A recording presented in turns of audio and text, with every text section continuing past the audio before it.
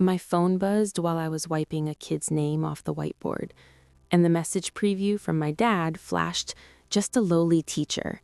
Then my sister added, "We're busy, going to dinner."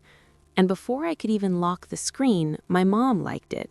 That stupid blue thumbs up sitting there while a second grader behind me asked if teachers ever get awards or if that's just for important people. And my throat went dry because I had just invited my family to my award ceremony, and suddenly the classroom felt too quiet. If you want to know what happened after I closed that message, like and subscribe. I got home later than usual and left my gag by the door because my shoulder hurt. The house smelled like dust and leftover cleaner from the morning. I didn't turn on the TV. I didn't turn on the lights in the kitchen either. I just stood there, holding my phone again, even though I had already read the messages more times than I could count. My dad's words still looked wrong on the screen. Not angry, not joking, just flat, like something you say when you don't think it matters. My sister's reply right after it, quick and casual, and my mom's sitting there without anything else. No follow-up, no question, just that. And I kept thinking, maybe I had sent the invite wrong. Maybe I sent it too casually. Maybe awards don't sound real when you say them out loud. I opened the message thread again and scrolled up to the part where I invited them, read my own words slowly, checked the date and time, checked that it actually said ceremony and not meeting.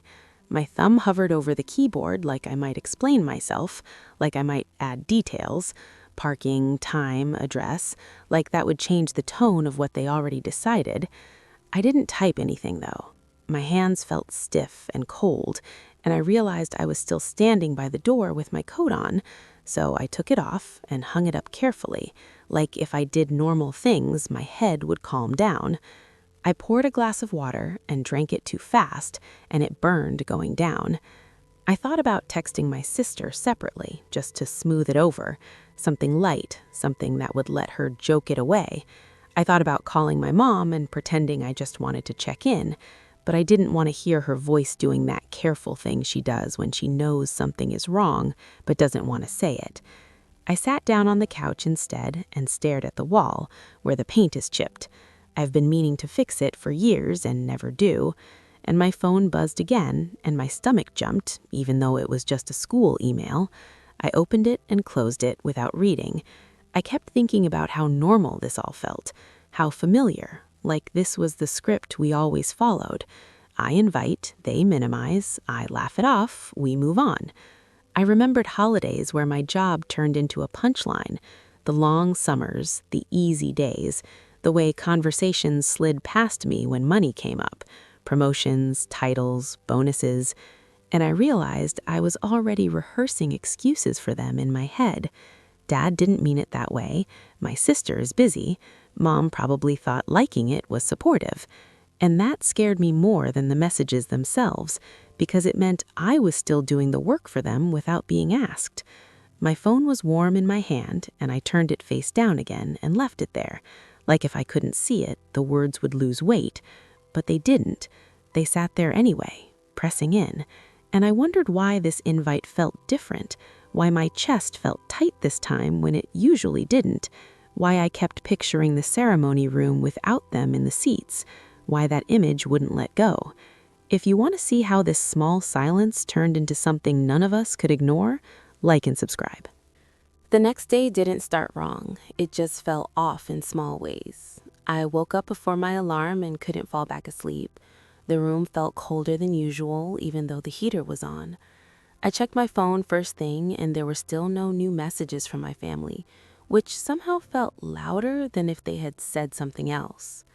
I went through my morning routine slower than usual, brushing my teeth while rereading yesterday in my head, replaying the moment I hit send on the invite, the pause before their replies came in, the order of them, like that mattered.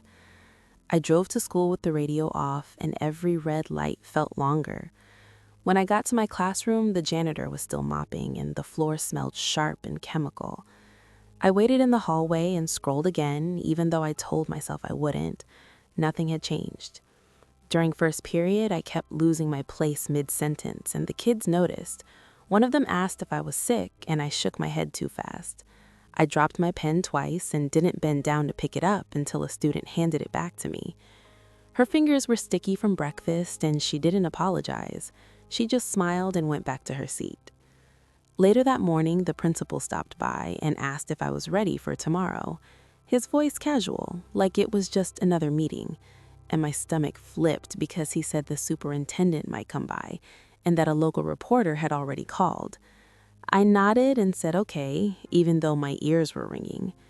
When he left, I stood at my desk, staring at the computer screen without turning it on. It hit me then that my family wasn't just skipping something small. They were skipping the one thing they had asked about my job that didn't end in a joke, and I felt embarrassed for expecting different. At lunch, I sat in my car instead of the staff room and ate a sandwich that tasted like nothing. My phone buzzed again, and I jumped. This time, it was my sister posting a photo on social media from dinner the night before, smiling, glasses raised, the caption about being together. And I stared at it longer than I should have. My hands started shaking, and I dropped the phone onto the passenger seat. I thought about commenting something nice just so I wouldn't look petty, but I didn't. I thought about calling my dad and asking what he meant by his message, but I already knew. The shock wasn't the words themselves, it was how easily they said them, like I wasn't even in the room, like nothing was being taken from me.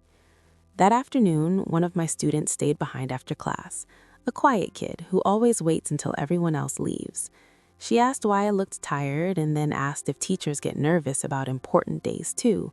I said sometimes, and she nodded like that answered everything. When she left, I locked the door and sat at my desk longer than usual, the building settling around me, vents humming, distant lockers slamming, and I finally understood that this wasn't about the ceremony at all. This was about how long I had been making myself small so other people wouldn't feel uncomfortable. And once I saw that, I couldn't unsee it. If you want to hear what finally pushed this past silence into something public and permanent, like and subscribe. The ceremony morning came fast and quiet. I parked farther away than usual and walked past parents I didn't know. My phone stayed in my bag because I didn't want to see it light up. Inside the auditorium, the air smelled like coffee and carpet cleaner, and everyone kept adjusting their badges. When my name was called later, I stood up because that's what you do. My legs felt heavy and my hands were damp. I spoke the way I always do, slow, plain, reading from the paper I folded too many times. The applause came and went like weather. After it ended, I went straight home instead of staying for photos. I kicked my shoes off and sat on the floor with my back against the couch. It was still light out and the house was quiet. Then my phone started buzzing hard enough to make the wood table rattle. Message after message stacking, calls I didn't answer, a group chat suddenly active again. My dad first asking if that was me on TV, my sister sending a screenshot from the news, my mom typing and deleting. I turned the TV on without standing up, and there it was, my face on the screen, the lower third with my name spelled right, the anchor saying it twice, slow. And I pictured my family sitting somewhere together, watching it late. Forks stopped, no one laughing. My phone kept buzzing, and I didn't touch it. I let the segment finish and turned the TV off. The silence after felt thick. Later that night, I finally checked the messages. Pride, excitement, plans, none of them mentioning yesterday. None of them repeating the words they typed when they thought no one else would see. The next morning, I answered my dad's call while standing in the kitchen staring at the sink. He talked like we skipped a step, said he was proud, said he always knew I'd do something big, his voice careful, like he was testing the ground.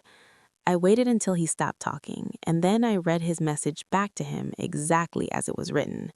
I didn't raise my voice, I didn't add anything. There was a long pause, and he said he hadn't thought it mattered. Later, my sister admitted she'd been jealous and said calling me just a teacher was easier. My mom said she thought liking the message was supportive. A few days after that, one of my students asked if my parents were proud now that I was on TV, and I didn't answer right away. I just shrugged and she nodded like that answered everything. The calls kept coming after that, Dinner invites, photo requests, introductions I used to be left out of. I went to some and skipped others. I noticed how quiet it felt when I stopped explaining myself. One night, I scrolled back to the invite I sent and read it again. The date, the time, the simple words. And I locked my phone and set it down. Not to prove anything, just because I didn't need to carry it around anymore. If you want to hear more stories like this that don't get cleaned up or tied neatly, like and subscribe.